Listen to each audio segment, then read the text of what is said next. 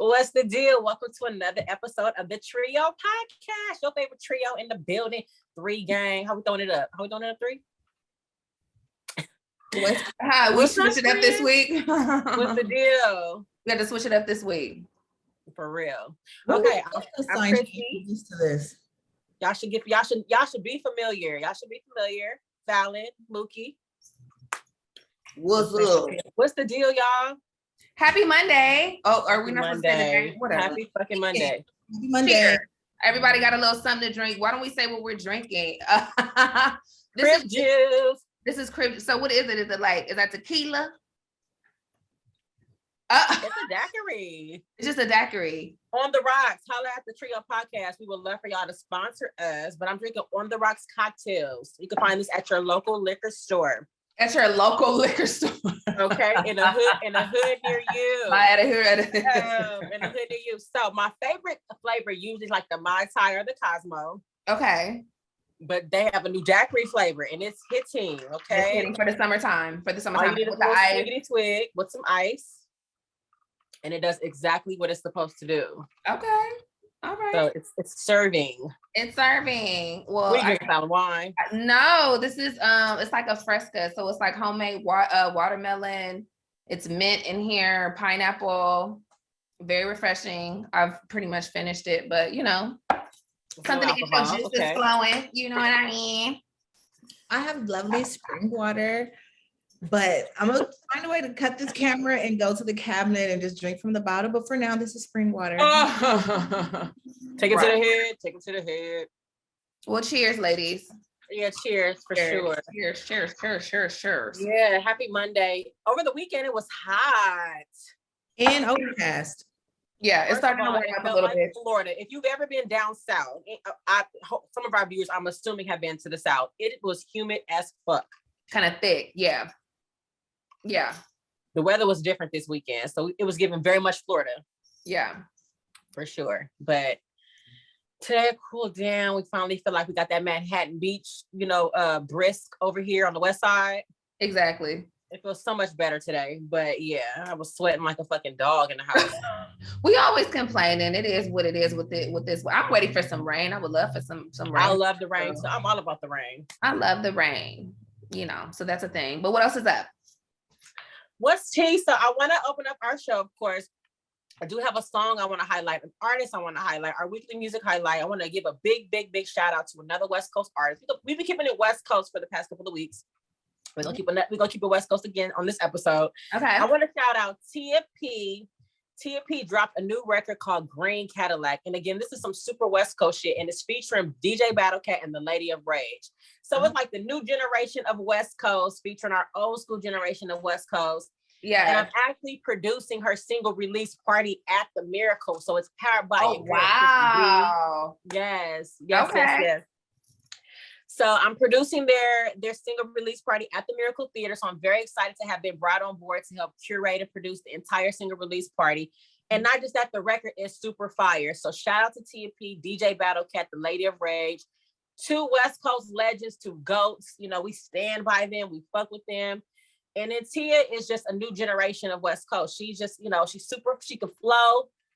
She can do, I just feel like she has all, like, again, like Rick James. We highlighted Rick James. She can just pretty much, she covers everything when it comes to hip hop. Yeah.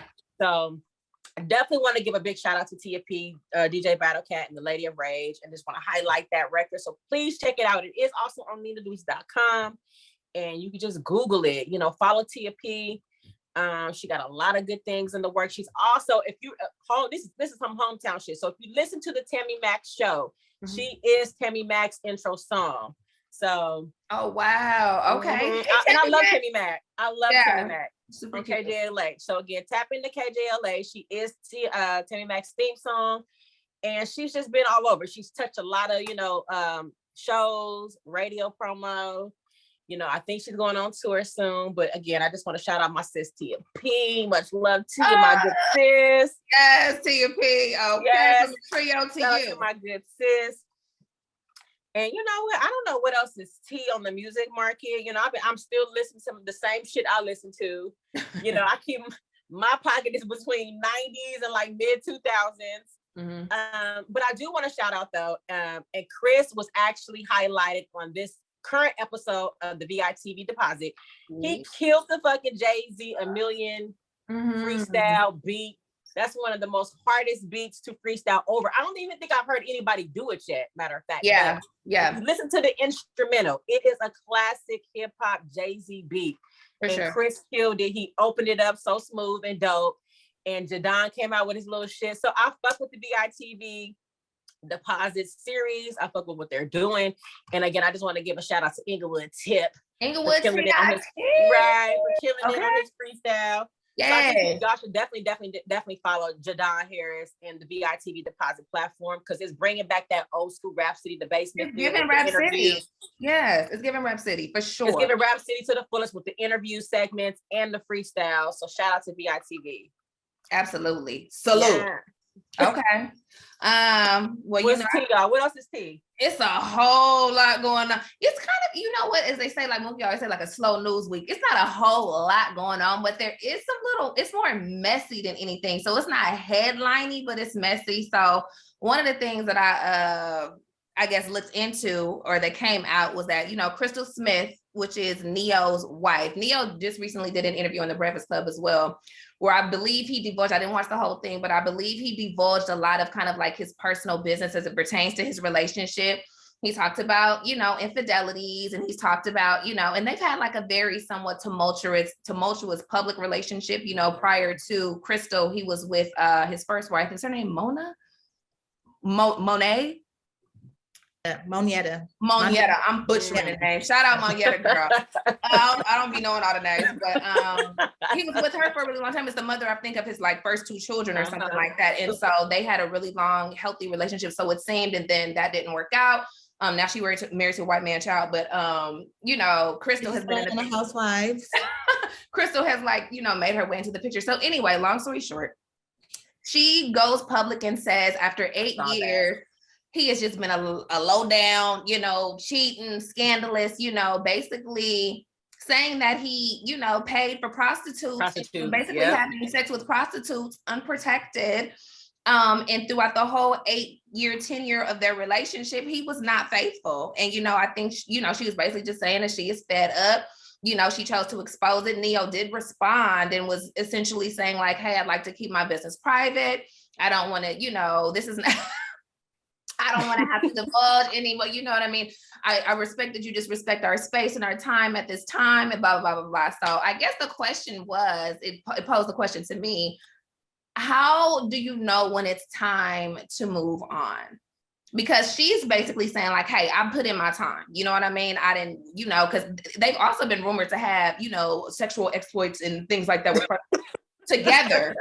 So it hasn't always been like a singular. So like, sis, you might want to hang in there because you're already with the business. Well, I mean, she's definitely participated at different points in times in their relationship. But it's a certain level of disrespect, I think, after right. a certain time. So the question is, it's kind of like after all of the time put in, they have their own children. I think they had 2 children as well. She said that's like the only positive. 3. The only positive that she has like out of the whole relationship was her children. You know what I'm saying? So when is enough? And is it okay to divulge your personal business publicly for everyone to judge, or should you be keeping it in-house? I want to know what y'all thought. Well, I feel like that's only for you and your own. I mean, only when it's time. Yeah. I think only when it's time. I mean, I think it's probably more to it that we really know of. Mm-hmm. And I mean, it's twofold. I feel like I always say that you kind of have to know the nigga that you're dealing with. Like you have to understand. Like I feel like to some degree, like Neo is a mainstream R&B artist. Like you kind of have to know who you're dealing with and what comes with the lifestyle of dealing with a nigga like that. Mm-hmm. To some degree though, but I also think that too, there's still a level of respect. Now, 8 years of paying for prostitutes, my nigga, now you gotta be fucked up. Not 8 years for paying for that. Because first of all, I'm your wife and you're outside having unprotected sex and you're bringing that shit home to me. Now, mind you, I'm probably sure, and let's not act like I'm all like naive, like my nigga ain't out here fucking somebody, because I'm sure he is. He's Neo. Neil's fucking somebody outside of his marriage. And I'm sure there has been discussions of him probably saying to her or vocalizing to her, like, yeah, I mess with this chick or whatever. But it just comes a level of respect. Like, you're having unprotected sex with prostitutes and you're continuously doing it. Like that's just different. Now, if we're having threesomes and we're indulging together, then that's one thing, because I signed up for that shit. You know what I'm saying? But it's certain shit that I'm not signing up for. I'm not signing up for every single night you going out and you paying for some pussy. Right. I'm not signing up for that. Signing on the dotted line for that. Really up to her to decide when it's time to go. You know what I mean? I guess she's feeling like at this particular point, enough is enough. Right. And it's just like, maybe she don't want, maybe she's already been feeling like I've stuck it out as much as I could. And at this point, I'm done. I'm throwing in the towel, you know, because marriage is supposed to be for life. And again, I think it's still a little bit more to it probably than we know. It's probably a lot of other shit that she's been dealing with that she didn't, you know, broadcast to the world. But again, I feel like keep that shit at home. That shit should be in-house.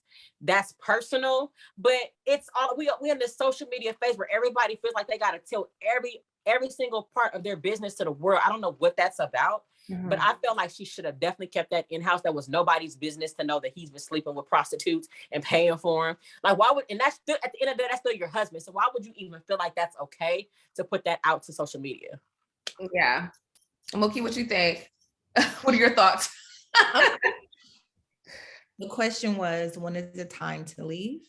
Right? When do you know when it is time to throw in the towel? Is there a time limit? She was in 8 years. And then it's also like, if you are frustrated, if you've reached the peak of just your frustration, are you okay to kind of like share that on social media? We share everything else on social media. Like, is that okay?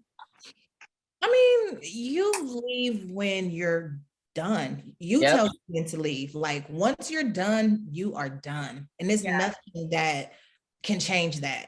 Because sometimes you go through shit and you be done in the moment, then you work it out and you bounce back. Yeah.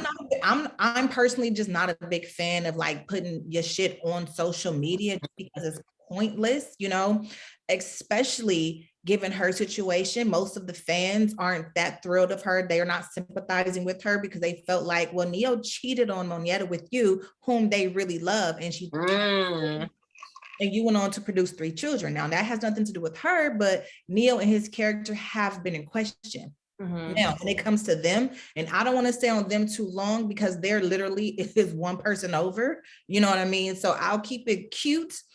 But at the same time, when you go into some shit, write it out. Don't like what you like in the beginning, love it in the end. You know what I'm saying? Like, that's just what it is. You know what I mean? Neo and his sexual appetite, that is not new discovery. Like, why are we acting shocked? Prostitutes, unprotected. I mean, one, how do you know unless he brought you back something? And if he did, damn. But I just celebrated a wedding renewal. Or yes, correct. You're not magically fed up today, sis. Yeah. You know what I mean? So it's like, for what? You know what I mean? Like, you've been right. I'm not saying take abuse, but at the same, not abuse. I'm not saying be in a relationship where you're not happy, but at the same time, I feel like you know what you know what you was getting into. Everything you need to know about Neo, you learned early on in that relationship, and everybody had an agenda when they got with one another, I think. And I'll leave it there. Oh God, yeah. I mean, I think that unfortunately, like, we don't really know Crystal, and I guess Monietta was more of like what it seemed to be like the woman that was kind of like putting in the work, holding him down, kind of really trying to build that family structure for him. Maybe he was doing a lot of those same things with her. She wasn't having it. She had to move on and kind of do what she needed to do for her and her children. And Crystal kind of came in as like the template and poster of what your wifey is supposed to look like when you're an R&B superstar, hip hop superstar, that type of thing. So like, I think Mookie was saying, like, if you, both people are kind of maybe going into the situation with ill intent, you know what I'm saying? Like, underlying, even if it's not like direct or whatever. But I agree. I guess you just, you know, leave when you're ready to leave. I do feel like when you're ready to leave, there's no announcements needed. Exactly. You know what I'm saying? Like, whatever you're about to do, you know what I'm saying? Whatever you're going to do, whatever plans you're making, it doesn't need to really be announced. And then you definitely don't want to announce it if you're going to be reneging on it. Because if she have to go back after this has already been like, maybe they a public breakup, and you go back again, girl, it's going to look bad on you for sure. But it really look bad on him. Like, get your wife. It really does. He just had a project that came out. So it was like, is this all a part of that? Right. You got to think about that too. Monyetta, people just loved her because her energy seems so pure. She seems so sweet. She seems like your girl's girl. Genuine, yeah. And they seemed really she just like, your heart almost broke the way that they broke up. And he broke up with her, I believe, via Instagram. You know what I mean? So publicly, yeah. Supposedly, so I just feel like no one ever really sided with Crystal about anything, ever. Yeah. Ever. And she could have really been in love Neo and everything For else. Sure. But public perception is like, y'all met like at a video shoot and here you were. Mm-hmm. You know what I mean? So nobody ever really sympathized with her. Ain't Crystal kind of like, I'm not gonna say prostitute, but I'm done with it. I'm not calling her a prostitute. I'm done with it. I mean, but it's giving very video vixen. Yeah, because when they broke up, she was like fooling around with Ryan from Black Chicago Inc. or something, like whatever. Girl, I was about to say Black Street. I'm like, girl, Black Chicago Inc. or What's one of them for Black Street, bitch? She was like out, but I don't know. I mean, I don't know if her ever be, a prostitute, so to speak. But what's the difference between a prostitute and a prostitute? Prostitutes. But she don't fall far from the tree. I mean, I hate to say it, but let's keep it a buck. Like, sis, you right up in there with the rest of them. So well, speaking of unhappy relationships, being unhappy within your relationship, Will Smith, who we have not heard from since the whole Oscars debacle with the slap, they ain't played Summertime all summer with Chris Rock. So he basically came out publicly, and it's like an 8-minute video or something like that, a very short form video. And he basically he apologized publicly to Chris. He apologized to his mother. And he basically said that he has already reached out to Chris Rock's team in an effort to mend fences and to kind of have the conversation surrounding the event at the Oscar, or the fighting at the Oscars. And Chris Rock replied and said, or his team replied and said, he's not ready yet. He doesn't want to talk right now. And when he's ready, his team will reach out to Will's team. But Will did take the step to finally publicly recognize what he did. He said he was kind of like foggy because people were asking him, why during your acceptance speech, why didn't you apologize then? And he basically was just saying, like, I wasn't in the right headspace for that. Like, I'm foggy. I'm in the middle of whatever I'm dealing with. Like, I'm not thinking about that. You know what I mean? And so once he was able to gather himself, of course, time has passed. It's been several months. So he felt it to be the right time to go public and, make the apology. So What do y'all think about that? Do you feel like, I mean, it was so crazy during that time. We've never seen anything like that. I don't even know what number Oscar that was. We talking about decades, okay? And ain't nobody slapped the hell out of nobody. So it was kind of a big deal. It was kind of split. A lot of people were on the side of Chris. They felt like it was unprofessional. They felt like, it was bad for Black people. It was bad for culture. And then a lot of people felt, Will Smith was just, vindicating his wife, and just standing up for his wife and defending her honor. So is it kind of too little too late now? What do y'all think? Do you feel like, he made any headway by making the apology public, or? If this was a decade ago, this would have been on the Oprah show. They would have showed everything. They would have hyped up Ricky Lake and shit. They would have, right? Definitely Oprah. They would have definitely, yeah, like, oh yeah. They would have hyped it up, like first interview and over X amount of times. What happened that night? What was exclusive? What was he thinking? Like, we've come so far. And this is just a part of old Hollywood. Is what you must do in order to move forward. Exactly. Period. Exactly. Own it, move forward. Bad Boys 4 is in production. He still can be nominated for an Oscar. He just can't attend the Academy. I was split. I didn't mind the slap, meaning like it didn't make me. I didn't stop liking Will Smith at that time. I do not like, oh, you said Black people back, because I really hate that one person does not represent all of us at the end of the day. I do think it took away from his moment that he's worked so hard for personally. I went on his book tour and saw his list of accolades, and it was amazing. Like, you never won an Oscar? You're like what was he, Mr. 8 Summers? Like, that was his thing, Mr. 8. We saw like a list over the weekend too of like Oscar winners. You'd be very surprised. All of our mainstay, like major pinnacle actors that we would think that would be flooded with awards, they're really not. Don't have them. No, they don't. They're never like the supporting cast. It's never like, you know, actor of the year. It's always supporting role, supporting something, you know. But nonetheless, I don't think it's too little too late. I think it was just needed in order to move on. His fans miss him. Chris is not obligated to take the conversation now or not. He's on tour. He's keeping his mind on his stand-up routine and not letting that come in and crowd it or whatever the case may be. I'm happy that Will Smith is back. I really like him. I was one of the fans that was let down. I do feel, only thing I did not like was how everyone blamed Jada. Like, if he was protecting his wife in that sense, it's like, dang, Jada, you don't love Will because why'd you let him do X, Y, Z? It's like, either protect Black women, or what's the alternative? Because if we go narrative, he protected his wife and then she still got the backlash from it. So yeah, I don't think it's too little too late. I'm happy he did the apology. I'm happy that he's, you know, doing the work himself, because he said something interesting, like, fuck, it's gonna have to come back to me, but I forgot. But it was basically like, you know what? I ain't even gonna butcher what he said. I'm not even gonna butcher what he said, but yeah, I don't think the apology was too little too late. It just needed to happen to move on. I completely agree with you, Janice. But I stand by, like, I felt like he was triggered. And I feel like some people take away the fact that he's human. Maybe that wasn't the right time, but when he slapped him, I said, good. Like, because it's just sometimes too, like, it's a joke, little too just not funny. And like, you got me fucked up. Because I feel like he's been poked at and poked at and poked at. And I feel like he has still enough common sense to, like, you know, something probably was like, don't do it. But then he was like, you know what? I'm sick of this shit, and got up and did it. It was an impulse because he's been poked at and poked at and poked at. And he's like, well, nigga, this shit tonight, it's not funny. You know what I mean? So when he did, I was like, good. And I was glad that he did it. I didn't have any type of sympathy for Chris. I didn't care.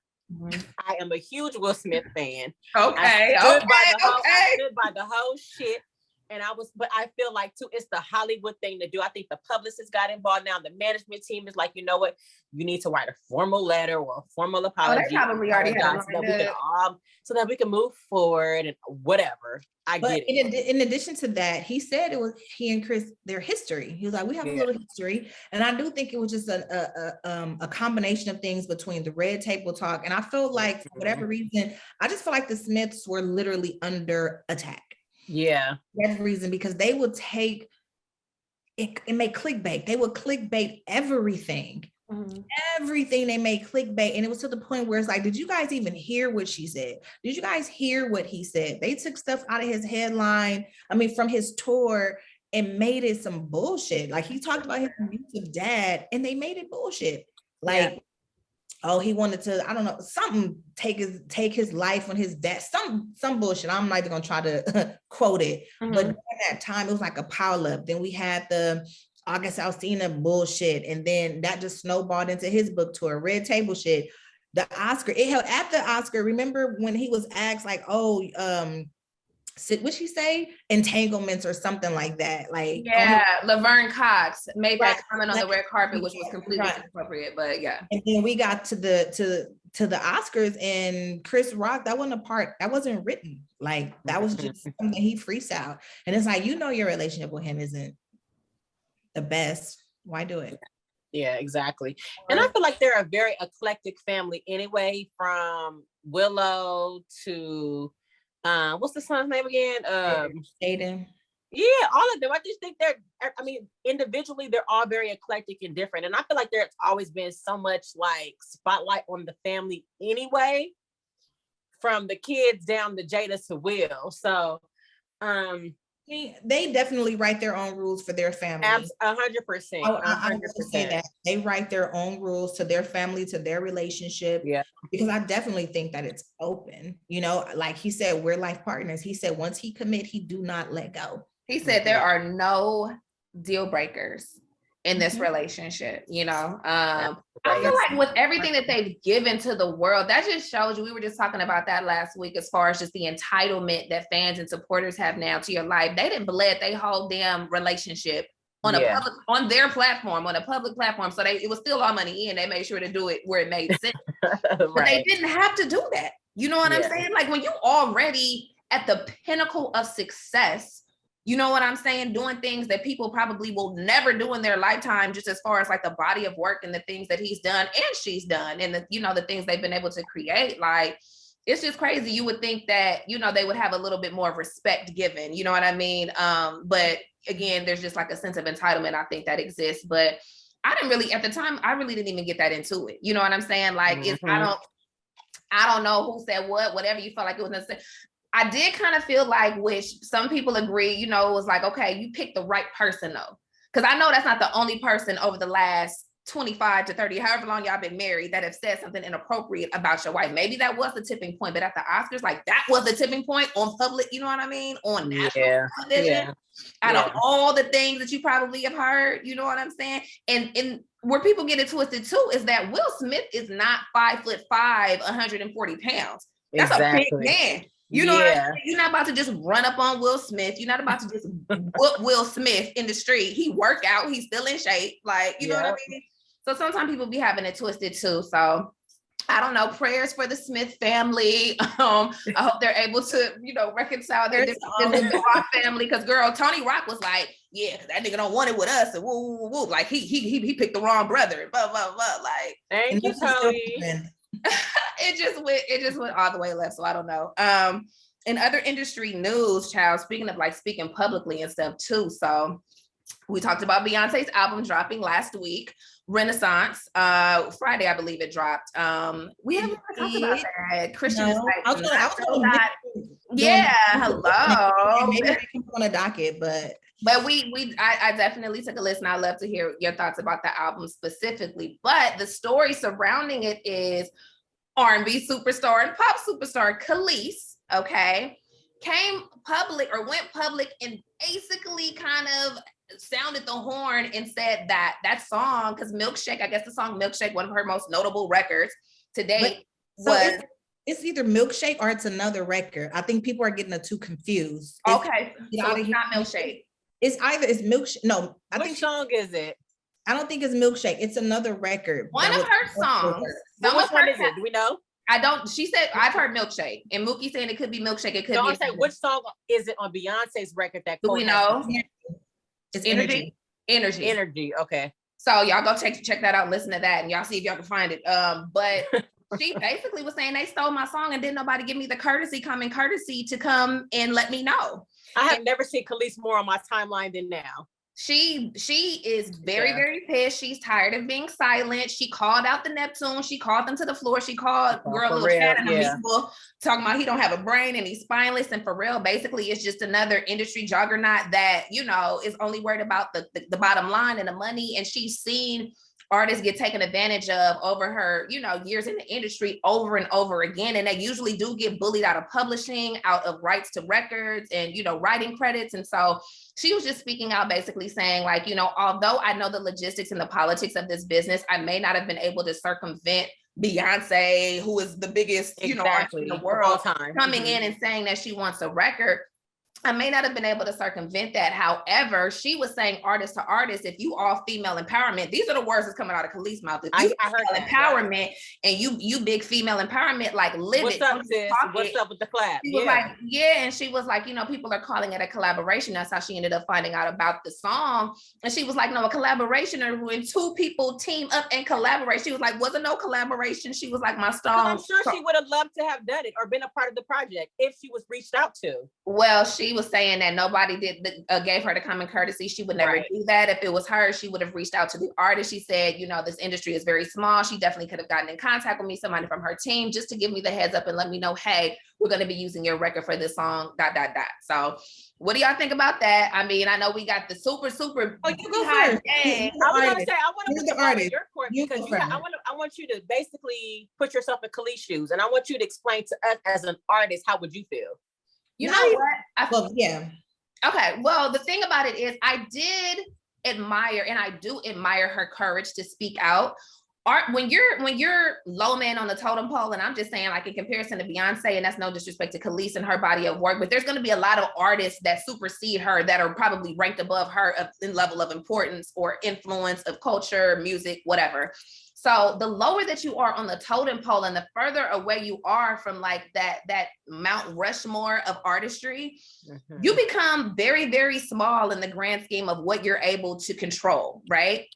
Of course, your contracts and all of that kind of stuff, that's when that starts to come into play, where it does make a difference. So that way, legally, if you need to take someone to court, she didn't really mention a lot of that. So legally, she may not have had her paperwork together if Pharrell had the right to be able to do whatever he wanted to do with those records, which of course happens to tons of artists all the time.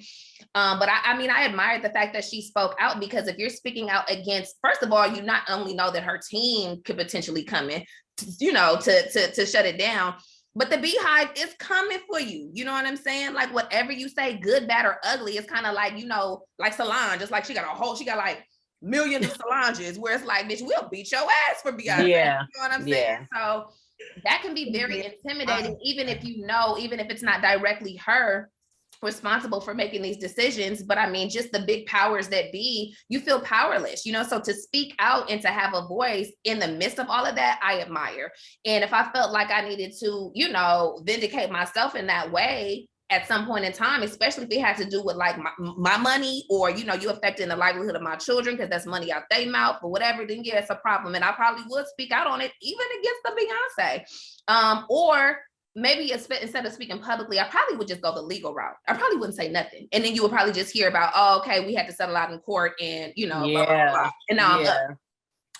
That's how I would like to settle it, because all of the cause and attention and all that, now it's kind of like you got a target on your back. So you got to be careful. She's not really making music anymore. She on a farm raising her kids. She's living a different life right now. So she's probably not worried about, you know, the ramifications of speaking out against a global superstar. You know what I mean? But I admired her nonetheless for having the balls to do it, because I know it wasn't easy, you know.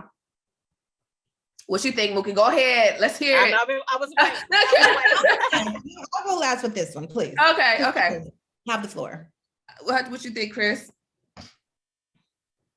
Well, that's why I kind of wanted to kind of toss it in your court, because I'm just more like just vague with it. I feel like respect is respect. And I feel like Beyonce, as the kind of artist she is, I feel like she should have reached out to Khalees. Like, I don't give a fuck how Khalees could, like you said, not making music at all. But I feel like for Beyonce to not at least try to go through the right channels to say Khalees, and Khalees would have been down for I know for a fact Khalees would have been down for the cause.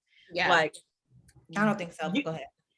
I think she would have. You don't think so? I think she definitely would have collaborated with Beyonce. Mm-hmm. I think she would have definitely been down for it. And I feel like Beyonce being Beyonce, I feel like she should have went down the right channels to just say, you know, like, let's collaborate, or can I use the record, or let me buy it for $1 million, or what? I don't know what that is, but what the logistics are. Yeah, I just feel like my art is my art, and it's just like, if I'm an artist, I don't give a fuck if it's one song that I felt like that was popping at that time. It's the reason why you took it, Beyonce, because it was that motherfucking record.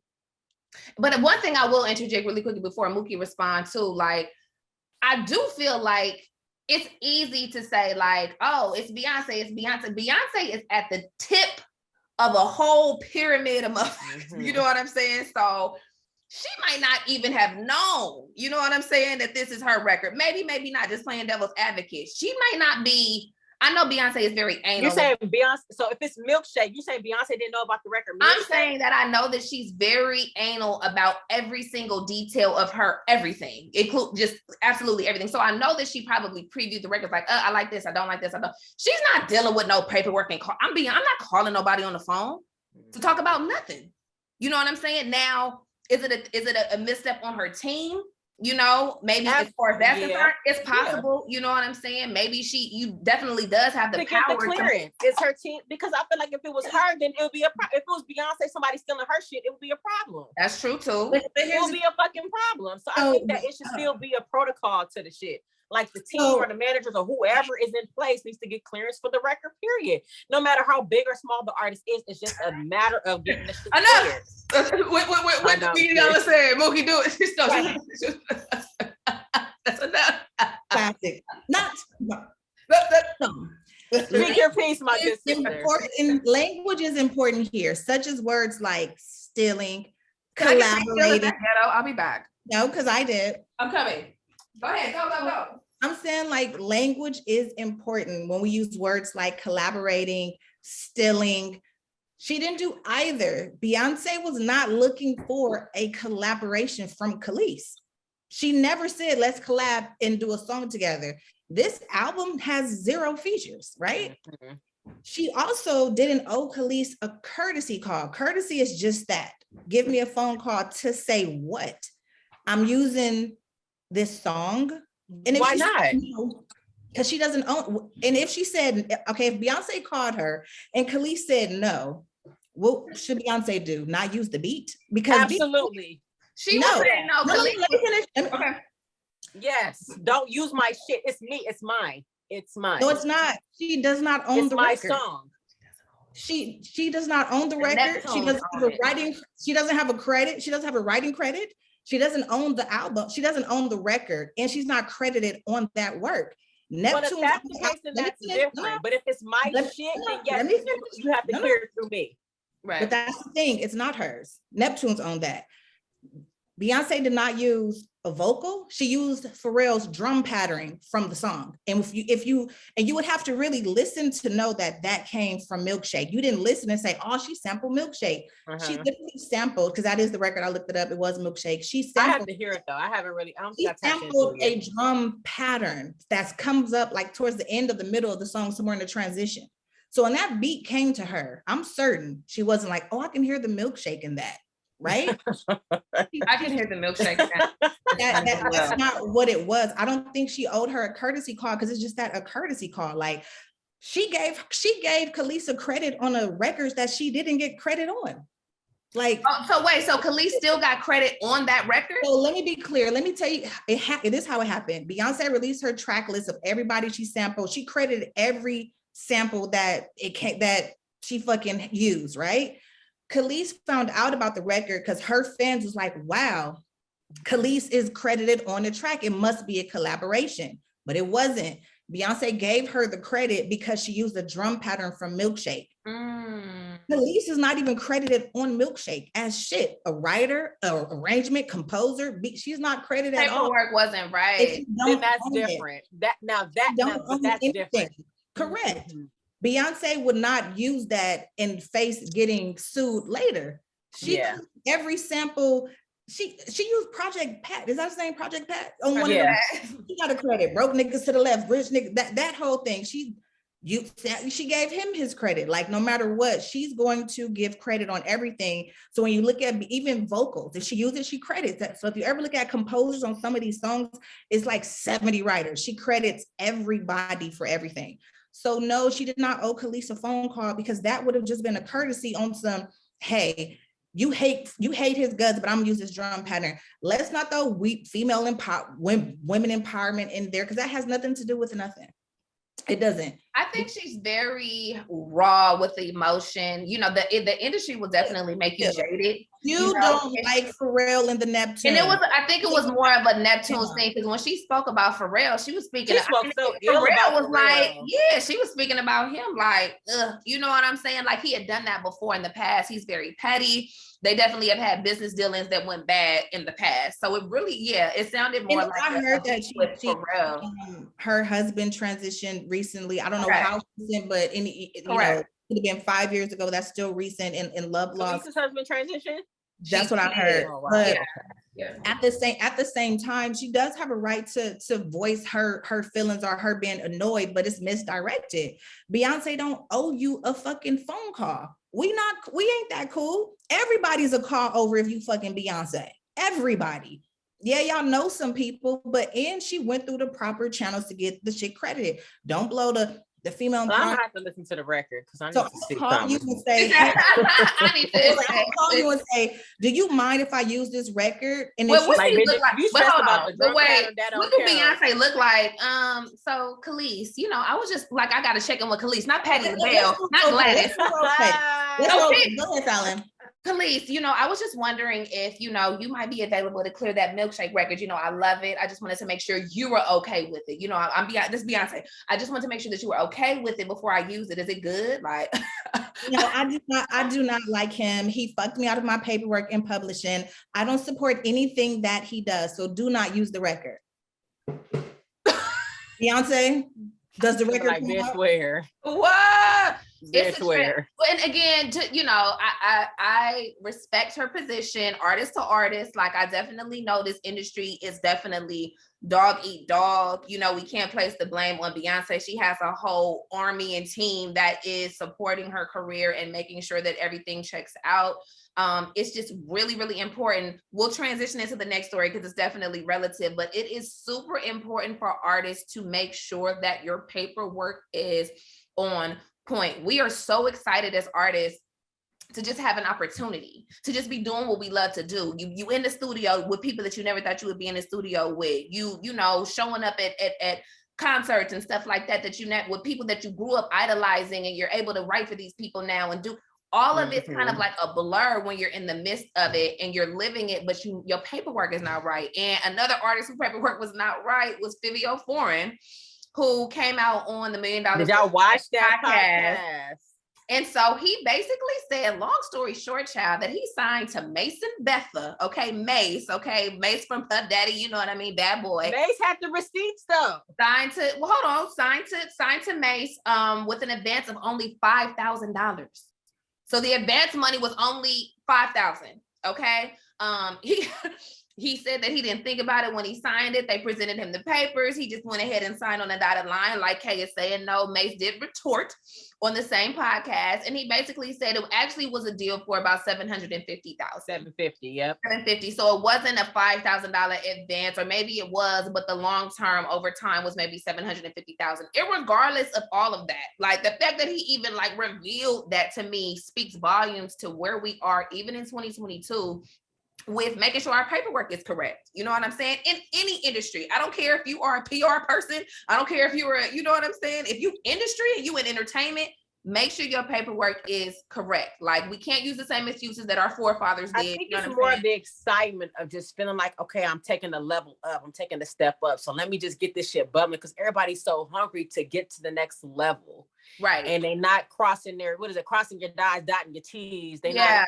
They're not really clearing their paperwork, or however the fuck you say it. Yeah. But cross your T's. I just feel like it's just the excitement of like, nigga, like I made it. Like Mace, nigga, the nigga, the king of Harlem, nigga. We're Mace from Harlem, right? Harlem world. Yeah, and then when I watched it, I was kind of I didn't watch Fabio's, but I watched Mace's, so I need to go back and watch Fabio's to kind of see how he exploited Mace. They said, why did you sign that? Why did you sign that without reading? He's like, I don't know. They told me like we was kind of in a rush, and they told me like, I kind of felt like, man, that $5,000, I needed that $5,000. Like, bro, if you were broke and homeless, $5,000 is not gonna change your situation. And if you taking meetings with Mace, you already know you lit.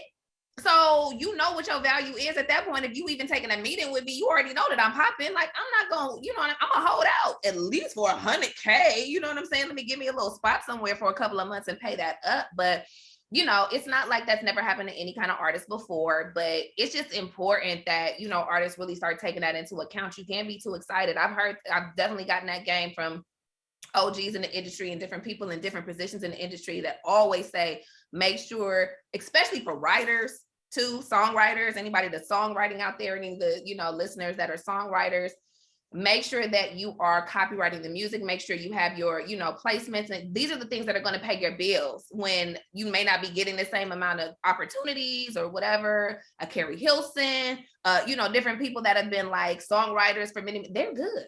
You know what I mean? They got their credits, they got their publishing, they got their stuff in order. So just something to think about. But I was very shocked that it was only $5,000. Like 5,000. That's like I get more like on your tax return, 5,000. That's like a tax return. What we gonna do with my that? child tax credit is more than that. Oh God, like it was tricky. It's tricky, and again, I'm just going back to the level of excitement of feeling like I made some sort of advancement in my career. Sure. That's what it was. But when I watched the interview with Mace, I felt like he was I think his intentions were there. And I don't felt like he was trying to like dupe the nigga. Like, cause everybody's going back to like, nigga, you know how Puffy did you, nigga. Like, why are you doing him the same way? And that's why he came like, I have receipts to prove and to kind of show the series of events that took place that I didn't do him like that. This is what happened, and this is where the money is, and this is, so I don't know. I just feel like you said, make sure your shit is in order. Like, slow down. As best as you can. Slow down. Like, slow down and read through the paperwork. And I don't give a fuck who it is. It could be Hove, nigga. Read the documentation. That paperwork. That's a fact. Read the shit. It don't fucking matter. Read No, you gotta read it. You gotta read it. Read Bobby Foreign had a lot of potential. A lot. I think his first album fell flat. And it wasn't received as he nor the public thought it was going to be, because it was feature heavy. And I thought he was like the next thing coming out of New York. I know Joe Budden was a big fan of his, and that's how I got introduced to him. And I started like listening to the records, and he was like, I see what they're doing with him. I see how they're positioning him. And then when that first album dropped, his official album, it fell super flat. Well, he was single driven. I think his singles were more bubbling. The anticipation of the singles were more hotter than the anticipation of the album. Because once the album actually came out, it just wasn't cohesive. It just was not good. Is it drill music? That drill music or that? Exactly. Yeah. Oh, okay. A little bit, but he can rap. You know what I mean? And so you just saw the potential. Like, oh, New York is back. Like he can fucking rap, but it just kind of fell flat. And after that, I haven't really heard much of him. I think some of his shows end up getting canceled. So I think it's just one of them things where he's going to have to kind of dismantle and kind of rebuild, kind of how you know what I mean? Like he was promising. Well, he said he's still in the deal, child. He's still in that deal. It has not ended and ceased as of yet, but that was all I got for the, let me find out segment. Mookie, what you got? I know we got some questions. Let me find out. It's a lot of podcasts. I was able to take the weekend to kind of like indulge. Like I genuinely enjoyed the I'm supposed to call the bitch Latoya Luckett. Latoya Luckett and Slim Thug podcast when she, bring your that is brilliant. So Latoya Luckett has a YouTube channel. I'm not sure. Yeah, I love her show. I love her show. She had a conversation. It was called Conversation with Your Ex. With the ex, a conversation where it's like, where they met, where to go wrong. You gotta watch it. I'm gonna watch it. So the funny thing about that is I watched that show maybe 2 days before I went to the BET experience. So when I met him, I was like, I want you and Latoya to get back together. And he said, he was laughing. I told him. I didn't catch that joke when you said it to him. I didn't catch it. Yeah, I was like, because the chemistry, and I told him I watched the the little small talk. Right. He like laughed. He agreed. I mean, he didn't agree. Yeah. But he understood and he nodded. But whatever. I love that. It's 8 to 10 years there, and I didn't realize they were that together that long.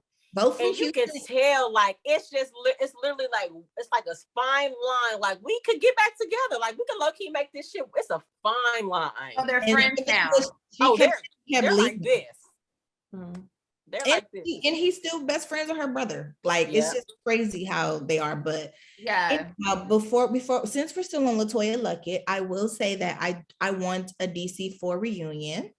I want the original girls to come on and give us a DC4 segment. No shade to you, Michelle, but some of us we need the OGs. You, but we need the OGs, not Michelle and Solange. Thank you, but no.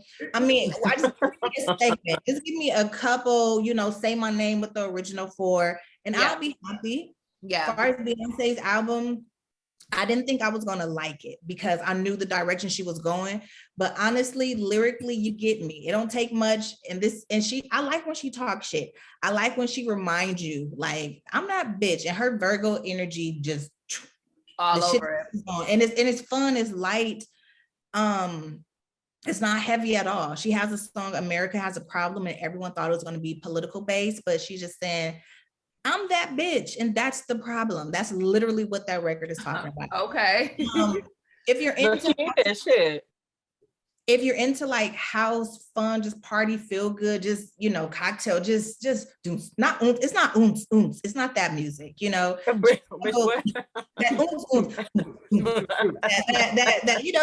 kind of house music. So she sampled the best.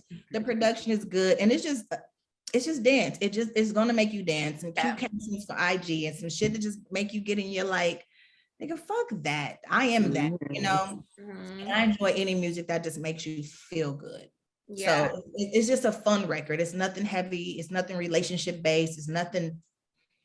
It just feels good. Talking her shit over some dance beats because it can't be too deep. I mean, I guess it could, whatever. But she definitely took it to the clubs. This album, she definitely took it to the ballrooms. This album, actually, took it to yeah. So for the girls, for the girls, yeah. She definitely represented for that. And although I don't like the production and instrumentation, if you're not really a fan of that music, it's not going to catch you right away like an R&B or hip hop influenced record would for those that really like that music. But for me, I'm always impressed with the vocals. And so the things that she's able to do, a real test, and that show the, for people that listen to R&B music, a real test for true vocalists are those that can do really impressive vocalists over fast records. Typically, you need a ballad to be able to stretch you out so that way you can get off what you need to get off. But you'll notice like a Whitney Houston, you know what I mean, a Mariah Carey, like these women can do an I'm Every Woman or a Daydream or, you know what I'm saying, type of record and kill it. You know what I'm saying? Over a fat, so they're having to cut these notes and do all of that in a shorter period of time. That's like technique. It's almost like a nigga shoot a jumper, like, or shoot like a freak, all net, no, you know what I'm saying? Like, just there's a lot of technique that is required. So I'm always able to hear that when I listen to her records too, and I'm always impressed by that. But Beyonce's Beyonce. When she dropped, the world stopped. And we wait to see what's going on. Some people are gonna, I think the same people that love her music are the same people that love her album. And the same people that are kind of like, whatever, Beyonce, you Beyonce, we respect you, but we're not gonna follow a tour. It's the same, of course. Yeah. Of course. Of course. I enjoy it. She did dedicate it to her Uncle Johnny, which, she said he, introduced me to this at a very young age. So I do like that homage to him through this album. And honestly, I'm happy she made something for her core fan base. I'm happy she took that to the bottom. I'm happy she gave, her core that solid project. You know what I mean? So I'm excited to see like where it goes as far as just like how she's going to incorporate the tours, the visuals. This is Act 1. What is Act 2 going to give us? Two visuals, or is it like a whole different? Well, I'm always excited to see what Beyonce is going to do next. I think she embodies just like she's a beast. Like she is a beast.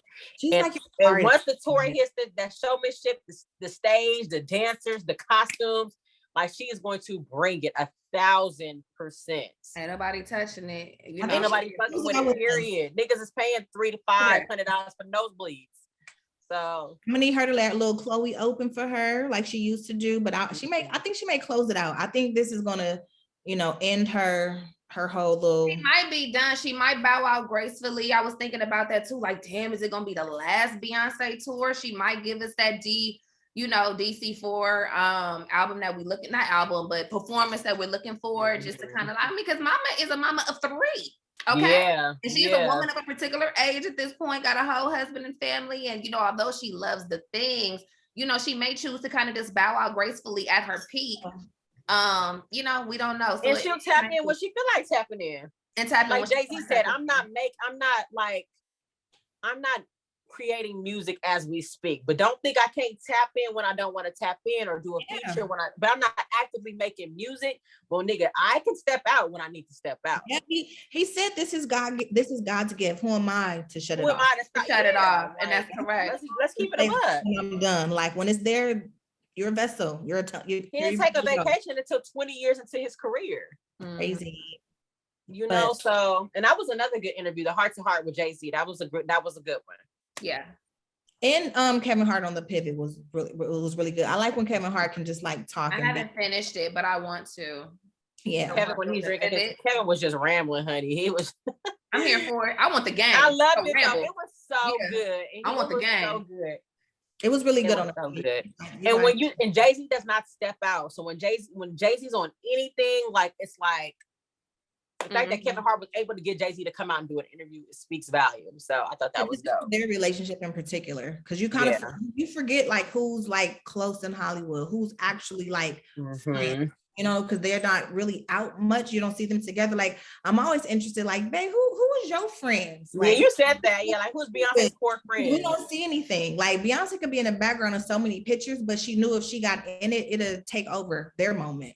Yeah. No, like I know she's friends with these girls. She gotta be, but I'm certain if she was else Beyonce. Like Vanessa, you said Vanessa Bryant. You said Kobe Bryant's wife. Yeah, like I wouldn't have thought they were like as close. I wouldn't have thought that Kobe was over Jay-Z house 2 days before he passed, talking about his daughter playing basketball just off the strength. I wouldn't have thought that. To sit behind her at her husband's funeral, excuse me, like that's a different level of closeness. But anyway. So we're going to move on. I'm not sure what this part of the show is called. We're still working that out. Darlene's loose talk.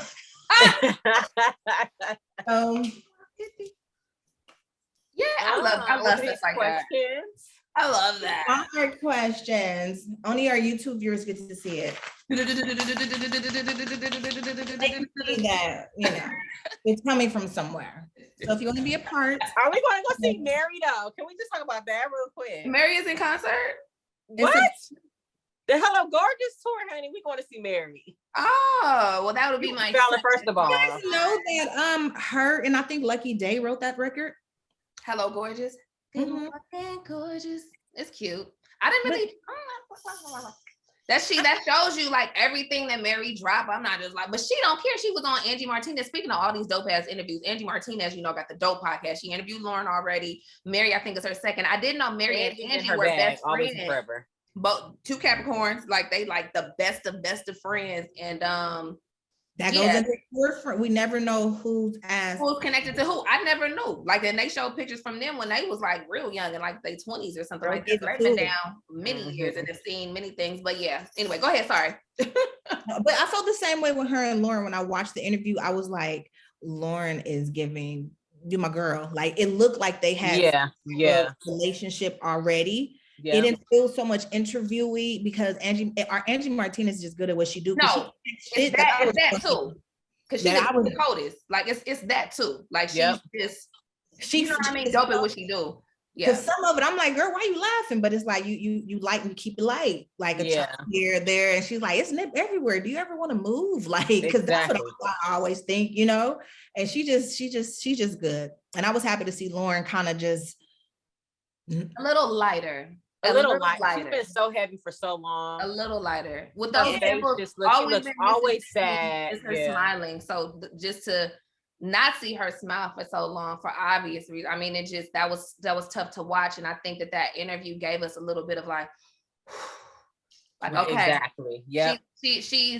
We're able to lay our eyes on her because we care. Like, I mean, she was LA's queen in my book. If Nip is I agree.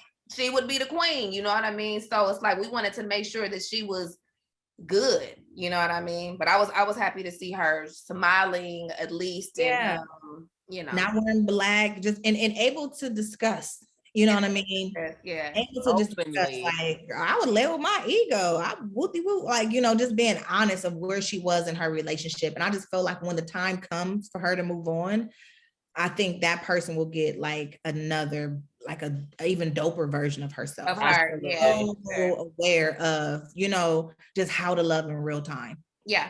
You know? Yeah. All right. Here we go. We need some drum effects. We gotta grow up. 2002 Crenshaw reunion over the weekend.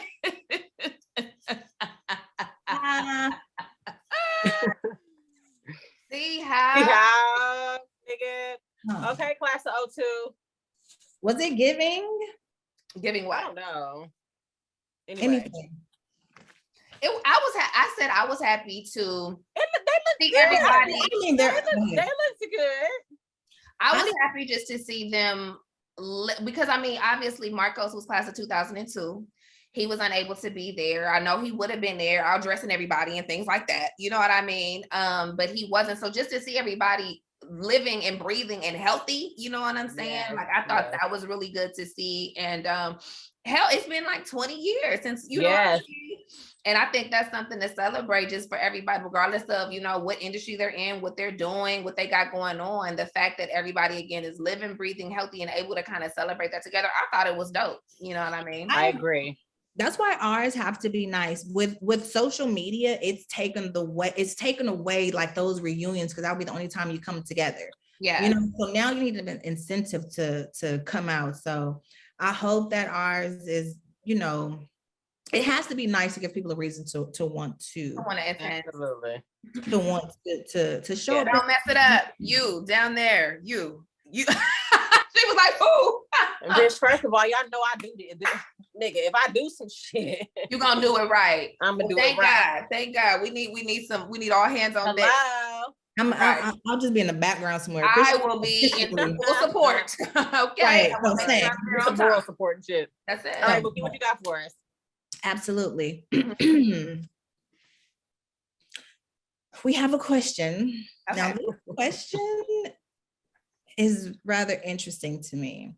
Okay. I always know you guys can write in anonymously. Hi, trio. My best friend of 10 years recently got engaged and asked his sister to be the maid of honor. They're close, but I feel that should have been me.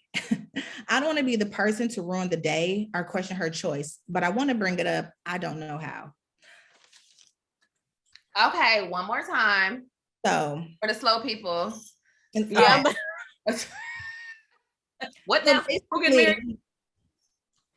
The person that's asking the question, the person asking the question. Their best friend. Her best friend is getting married. To be the maid of honor, and instead of asking her to be the maid of honor, she asked the fiance sister.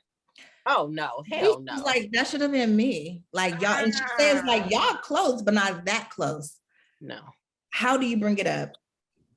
How do I bring it up? Like she says she don't want to ruin the day or question her choice because it is her wedding. But I want to bring it up, but I don't know how. You got to bring that up, and I would bring. You got to bring it up. Yeah, don't do it the day of the wedding, bitch. Like, before the wedding, like bring it up. No, you got to bring it up. You have to say something. That's once in a lifetime. Like if we don't, if I don't speak up, and not to say like, I mean, I'm not gonna feel no better if you're like, okay, fine, you can do it. Then I'm gonna be like, oh, we're doing no. I feel like she was doing that strictly just for the husband's sake. That had nothing to do with nothing, but the fact that the husband probably said, I want my sister to be, and she's like, okay, probably fell in line. Okay. Yeah, it fell in line instead of saying, you know what, but no, I have a best friend that I feel like should be on my side. That's a part of me. Instead of speaking up and saying, because she should have said something. I'm probably almost certain that was strictly just trying to do that for her husband. Yeah, I agree because some people do that. Like, to please my partner, I'm going to do X, Y, Z, especially if y'all not that close. If you haven't been that close, sorry, ma. Get to the back. No. Who are you? Get to the, I would say, speak up. Yeah. But I know that it's hard because it's your wedding. So how do you go without feeling entitled to somebody else's shit? It's not hard. Like you still a bridesmaid. You're not my maid. But only reason why it's hard is because it's her husband's sister. That's what makes it difficult. But I think she needs to say something now and vocalize it. I think the damage already has been done. I think at this point, it's probably too late to retract on making her the maid of honor. But I think she should still say something like, there's no way I'm going to allow like somebody that's been like important in my life take precedence over his sister. And that should have been the opportunity because she probably felt like it wasn't right. That should have been an opportunity for her to be like, you know what? But honestly, I would like for my best friend, honestly, somebody that's been important in my life to be by my side. So she should have spoke up right then and there. She shouldn't even let that ride, to be honest. Like imagine opening up the box and you just be a bridesmaid and just made up, excuse me? Mm-hmm. It depends on like who took my place. I thought that you were saying she picked her sister, her own sister over, because that to me would make sense. But his like, sister. he picked And his that's why she sister. goes to say, but they're not even that close. Like y'all not even close enough to play that position. So maybe whoever asked the question, viewer that asked the question, you may need to reevaluate where you stand in that person's life, because maybe you're not as close with them as you think you are. Maybe the vibe and relationship you thought that y'all had, maybe that relationship does not exist. So because to me, it just doesn't add up. The math ain't math, and it doesn't, you know what I mean? If you're my friend and we didn't held each other down all of these years, you finally have your special day and you gonna pick somebody, even if it wasn't his sister, it could have been anybody. Even if it's yeah, it could be. So yeah, to be forewarned, we're gonna have to do doubles in this motherfucker. I got me fucked up. But you know, like if even if it was somebody else, it would still kind of be like, well, who is it? Yep. Who is the one that you know what I'm saying? And if that person, doesn't really measure up, I'm definitely going to be questionable. And even if I don't say anything, so it kind of just depends on the person. You could just play it like, let it all unfold. Now you may have to just start looking and see like, damn, well, maybe it's me. Maybe I'm tripping. Maybe I think that we closer than we are. Let me really start paying attention. Go to the fittings, go to all of the things and just watch the interactions. Maybe it's something that you're missing. Maybe you'll find out that it maybe is a situation where she's trying to make, the husband happy. Maybe she'll find out like, damn, we really haven't like spoken in a while. Or maybe it's like, maybe you'll figure it out because maybe there's something that's missing, because how it sounds right now with what's being shared, it doesn't make sense. It doesn't add up. It doesn't, not even a little bit. And even with that being said, so are you still supposed to like go ahead with the wedding planning? Because that's what you do. You plan the wedding, the bridal showers, the bachelorette, like you do all that together. So, I gotta ask your maid of honor. How does that work? Because your position in that line is, is your position in planning as well. So how does that work? Because I would fall all the way back. I'll see you there. Okay. Yeah. So I'm about to dress me, so don't worry about it. Yeah, no, seriously. Yeah. Planning, talking about bachelorette parties, where you going, like that's her. Because then you have your matron of honor, your maid of honor, your bridesmaid. Your matron is the woman that's married.